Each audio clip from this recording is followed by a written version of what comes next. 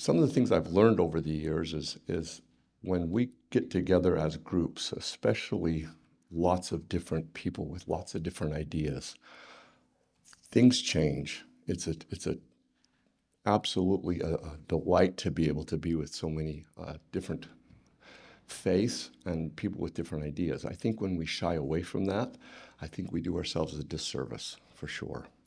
So one of the things I've learned, and it's caught on with me, is the whole power of service. And I think that's something that we can all do really well. As all of God's children, I think service is something that brings us together, especially when we serve together, rub shoulders. We find out, as most of you know, we have a lot more in common than we have apart.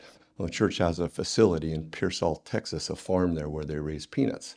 And the peanuts run through a co-op, and then we ship them to Houston. And the church has a cannery facility in Houston where we package them, and we have some use for them in our welfare system. But by far, the majority of them are just given away, a lot of them to the Houston Food Bank. They're grown by volunteers, usually from within the church. But once they get to the cannery part of it, Exxon, Shell, Texaco, all the big players that are in Texas, they've kind of partnered with us and said, we'll send our employees down there to help package these things. And we switched the label and just put the Houston Food Bank label on them, and we donate those products to them. But the cool thing is you're standing side by side, shoulder to shoulder with people, having a good time packaging for somebody else. Again, it's just something that's remarkable to me, and it changes you. Changes who my wife and I have sat down there and we've packaged before, and we just walk out of there with new friends, and it just changes who we are fundamentally. Our oldest son is 11. He is a competitive baseball pitcher. Another mother came up to us and let us know. She said, we've heard, my son has come home and told me some of the things that are being said about your son and his faith in these group practices and saying things about that were just not appropriate. I stood up for your family, and I told that coach that was not okay. We were so blessed that mother stood up for us and stood up for our entire family and our faith. That I learned through the faith that I had held my whole life, that you have almost a duty to try to make the world just this much better every day. And it's just a privilege to get to be able to do that work and help people and help people help themselves. My topic today is about religion, faith, and spirituality and the mental health of young adults and teenagers. And when I think about how religion and faith impact the mental health of young people, I think about the studies and the science that prove how important religion is. And we'll talk about that. That is important. But here is what changed my life. Of the hundreds of homeless youth I have met over the years, most all of them carry a journal or a blank notebook and a Sharpie. Usually all of their belongings are stowed in a backpack with not much room for anything extra. So, one day I asked a homeless youth, why, of all things, do you carry a journal? You have hardly any room for anything, but you have that. Why? The answer broke my heart, and it changed my life. Because, they said, this is how I talk to God. God is all I have left. This was groundbreaking for me. They had their own faith, an unshakable faith in the God many people imagined had rejected them. These youth knew the truth, and they taught it to me. God's love is unshakable, no matter who you are, no matter what people might say about who God loves and who God doesn't love. The ones who taught me the most about who God is, what faith looks like, were the teens at the youth center.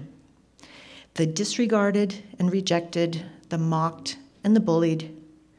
Their clear eyes and open heart invited God in.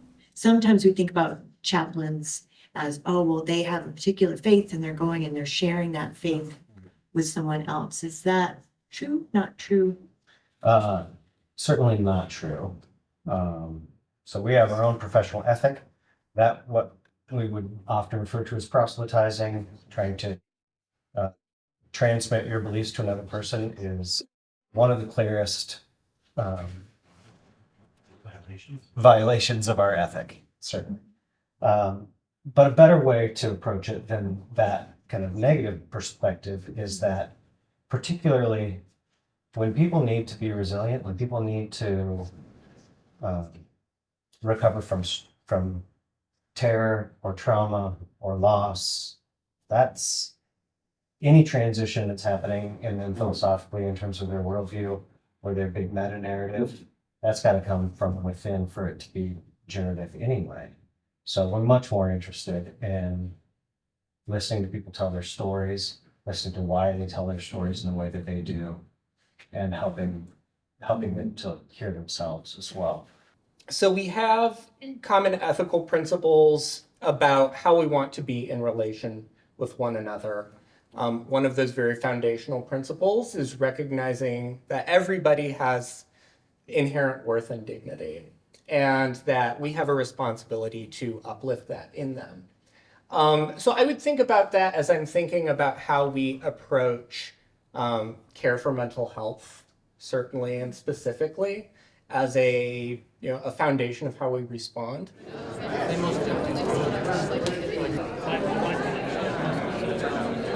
I'm currently an intern at AARP, and I know that they mean it well, but so many of our volunteers will be like, oh, it's so refreshing to meet a young person like you. Young people don't know what they're doing these days, and things like that. And whereas I can understand, as everything in this world gets more and more convoluted, I would also encourage you, don't have that, don't give up. I've met so many people, especially my friends, who, like, they know they're struggling, they know that there's something wrong, but they've never been introduced to that context that, they've always seen religion or something as this horrible, this evil, bigotous thing.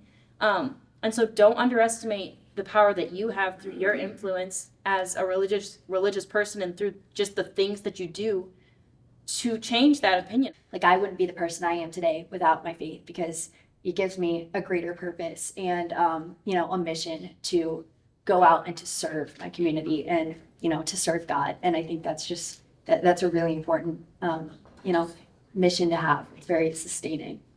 I was involved in a lawsuit, a case, as a lawyer, litigating. And in the course of that, the opposing counsel, which are always the bad people on the other side, just kidding, they're quite often quite nice, but sometimes they're not. And in this case, the opposing sides, their attorneys, were very, very aggressive and to the point of almost abusive. And it was a struggle. The whole case was a struggle. I can remember one night I couldn't get to sleep, and I really needed to, because I had to get up at something like 4 o'clock in the morning the next morning. And I had the impression that I should pray. And I prayed for my opponent, and that my heart would be softened towards my opponent. And, seems unusual to do that, maybe, but when I got up from my knees, I stood up, and you know what? Nothing had changed, like in the physical setting. The case hadn't changed. This was at like 12:30 at night, or in the morning, I guess. And nothing had changed in the case, of course. Nothing could have changed in the middle of the night. But it had changed, right? I had changed. Something different that happened to me. And I mean, I can't say that like everything went smoothly, perfectly after that, but it was a dramatically different experience, because in my role, in my responsibilities, I turned to faith, right? And so that's one experience in which our faith can play an important role in our service, public service, in our employment setting. And the opponent, my opposing side, had no knowledge that I ever prayed for them, or that my heart would be softened toward them. But I say to you, that is one example of which faith and our faith can play a role in our public service. The first question is, what does the separation of church and state mean to you? Well, we could talk about the Establishment Clause. A lot of people seem to misunderstand that religion can't be in any public forum, really it just means that no religion can receive preference over another, or lack of belief, atheism, or any other belief system should have equal access in the public forum, or else it is against the Establishment Clause of the First Amendment and unconstitutional. There's a lot of gray area there because oftentimes the existence of a majority religion in a society does not necessarily mean that they're imposing those views on other people, but sometimes that can be the case, and courts go to decide those issues. So for me, it's just about trying to identify where that line is. Is it their undue pressure being put on the people by the government, or is it just a matter of the demographic of that area? For me, the separation of church and state is really about understanding when we need to be separate and what's appropriate, but also understanding when it's appropriate to partner together and to benefit from the perspectives that religious folks can bring to the operation of government. But we have these two new, pretty young priests at the Sikh temple who asked me beforehand if they should bring their harmonium and their tabla, their drums. And I was like, yeah, what the heck? I'm going to throw them in the car. Like, it can't do any harm to bring them. And so they bring them. And, they show up here and they unpack it and start, playing some hymns. And it's not before long when Abe Goldstein from the Java Jews comes along and realizes his accordion is tuned basically to the same flat key as Hardev's harmonium. And naturally they start comparing notes, and lo and behold, you have like a interfaith concert erupting in Parents Hall. So I think what I'm finding is, what are these, languages that can bring seemingly disparate groups of people, who again, might not have a reason or know how to talk to each other. And I think music, food, there are these universals that allow for that. One group whose research I follow is called the Religious Freedom and Business Foundation. And one of the things that they do, among many other things, is they publish which companies are most faith-friendly using a variety of different indicators, such as do they have employee resource groups for religious groups, for example. But one of the things that they have found is that more and more CEOs and business leaders are putting faith at the forefront of efforts to include employees. In other words, as part of their diversity, equity, and inclusion efforts. And the results of those are actually quite surprising. A lot of times when we think about putting religion as a fixture of our diversity efforts, the fear is that we will alienate other groups. When in reality, what the Religious Freedom and Business Foundation has found is that companies who essentially foster religious inclusion are more inclusive all around of all identities. In other words, it's not a zero-sum game. What higher education has done in many instances is treat it as a zero-sum game, and it's alienated key stakeholders. So perhaps we can borrow some lessons from business in that regard to be able to say that it need not be that zero-sum game, that competition. It could be that religious inclusion can be the tide that rises all boats from an inclusion perspective. And how do we start with that? Part of that is by including religion as an element of diversity and as a part of inclusion efforts. And we do that based on a pluralistic foundation, one which doesn't pit victims against oppressors or call for progressive separatism and tribalism, but rather acknowledges differences and appreciation and understanding and dialogue about those differences. And there's a few things that can really happen that are pretty powerful if we can now put DEI under a foundation of pluralism and with religious inclusion as part of that.